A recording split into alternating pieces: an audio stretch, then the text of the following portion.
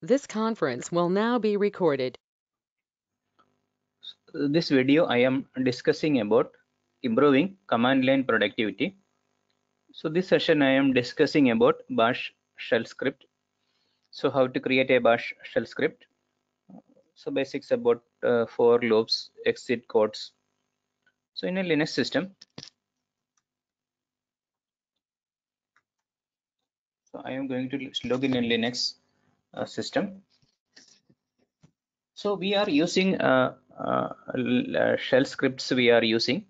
So why we are using shell script? Because we want to do some automation, and we want to task repeatedly.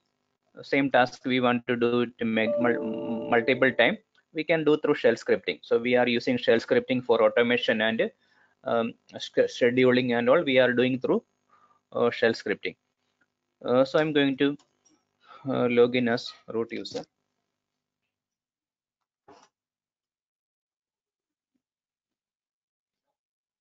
So I am going to create a shell script. I am going to create the script name I am giving as script1.sh.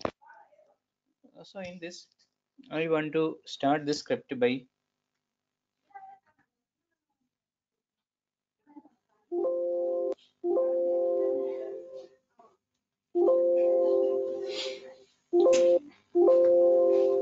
so the starting line I am giving as I am specifying the command interpreter. So with Linux we are using bash shell, bash as the command interpreter. Bash means born again shell. So we are specifying the command interpreter. Whatever we are giving like this one, it is a command. So this is a command. So it will not show in the screen. It will not execute. So why we are going to do this script means whatever the commands, multiple command we want to run at a time, we can add all this thing in the script. So when you do echo command, echo well hello world. So if I do this command, it will show hello world in the screen. So also I want to show some variable value, echo dollar host name variable I want to show, or I want to show the path variable I want to see that, I can give echo dollar path I can give.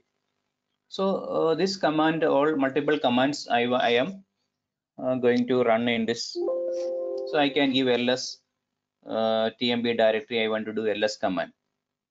So this all commands I am adding in the script and I am saving this. So I added the first line is specifying the command interpreter, and this is a command line, and this is showing hello world, and it is showing a variable, and it will show the ls of the tmb directory. So now we have to execute this script. So we have to give chmod user, we have to give execute permission. So when I do ls -l script1, so I'm giving this permission, I am checking. So execute permission is not given to the script. So first step is we have to give this execute permission user plus x script1.sh. We are giving the permission, execute permission we are specifying. Now I want to giving execute permission. We can check the permission now. So we have given the execute permission we have given. So now how can we run this script? You can give dot slash and the script1. So when we specify this dot slash script1 dot sh, it is going to execute the script. We can this that it is running the commands. So first it is showing hello world. Second it is showing the variable path, path variable it is showing. So I will going to ls. I am showing the ls of my tmb directory it is showing. So these three commands we are running at a time.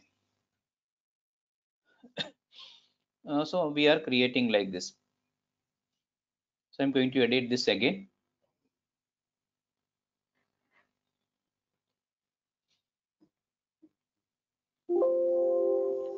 So I want to type. So I want to type this echo. The price.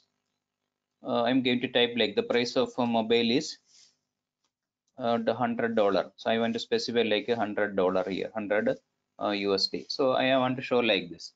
But when you do this, it is not going to show correctly, because the 100 they will consider like this is a variable. So before and all we used dollar means it's a variable it is showing.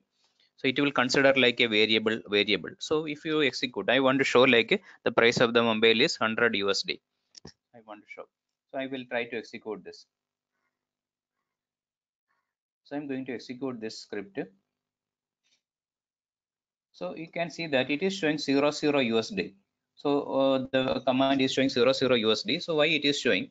Because the dollar symbol they will consider like a special character, and they will consider like a variable. So but we can ignore this by using one slash here. We are giving a escape character, and we are considering this as a we are escaping it. So now I am giving this, going to execute this script, so it will show like 100 USD. So we have a escape character we are having.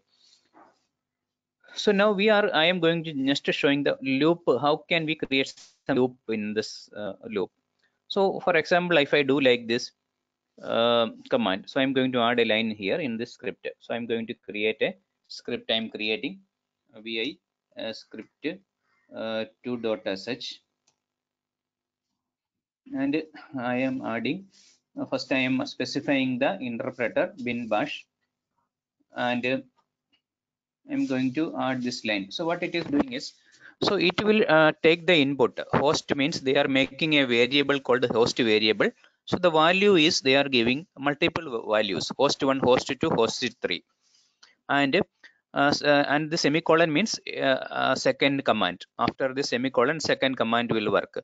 For do means echo $host. $host means a variable value we want to get. But the host value, host variable value, they will take multiple value: host 1, host 2, host 3. Now I will try to execute this.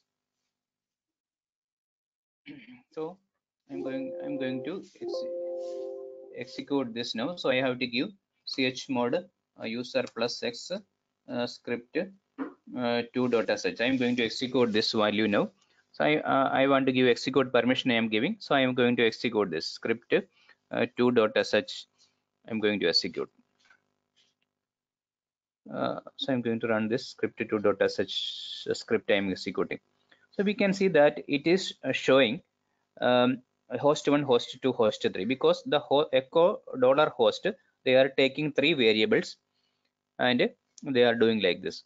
So I can do another command. So I want to ping some multiple systems at a time. So we are giving for host is equal to, I'm giving a line like this, I'm adding, and I am editing in this script.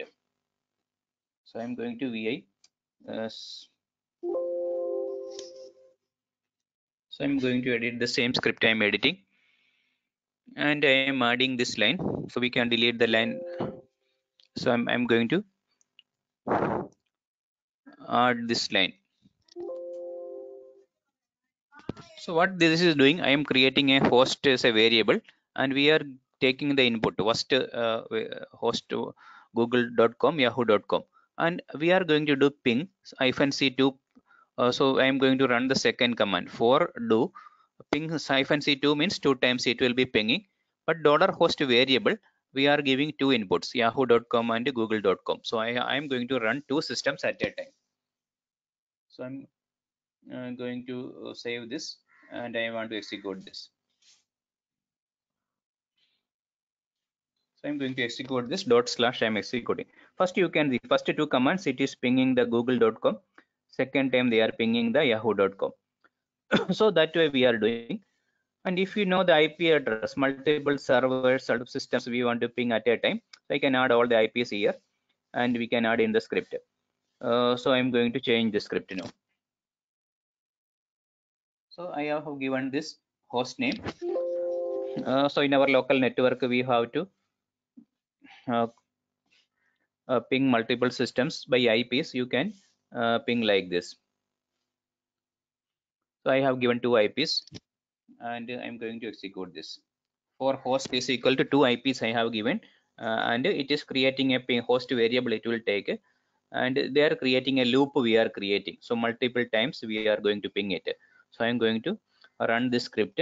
So first it is pinging the first IP, second time they are pinging the second IP.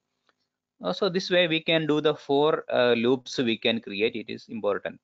And there is exit codes are there. So exit code means whenever we execute a command, so we can see the exit code. So you can see that whenever you go to cdtmb, so this is just a command I am executing. Any commands we are running, we are using a tar command or any command we are running, So this command is just a command. No, with this command is success because we are able to change to the directory. So it is a simple command. You can give a tar command or any command we are doing. So we can see that exit value by using, we can see this dollar question mark. So what is the echo dollar question mark means? So it is showing 0 means the previous command is success. So if I do this cmb2 directory, so this command is going to fail because this command is, this folder is not there. So it is showing some error value, standard error is showing here. So when I do this echo dollar question mark, so you can see the value is showing as 1 here. So that means there is a error. So if it is 0 means the previous command is working.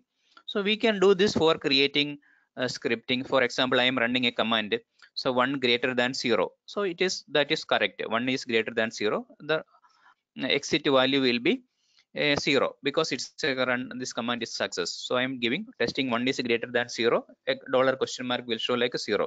If I change like this, if I am changing this 1 greater than 2, so what will happen? So this is wrong now. So then your exit value will show some different values, 1 2 3 or something. So we can see the strings also, we can compare. ABC is equal to ABC, so I'm comparing it, and we can see that the output is 0 0. ABC is equal to ABC only, but if I change to this value, ABC is equal to some new value XYZ, I am going to change. So if it is comparing this to string, it is not same. So we will get exit value. Previous command is working successfully, so it will show that output to exit value was 0, otherwise it will show 1. So this session we discussed basics about shell script, how to create a shell script, and we previous basics about looping, for loops you can create, exit code we are creating,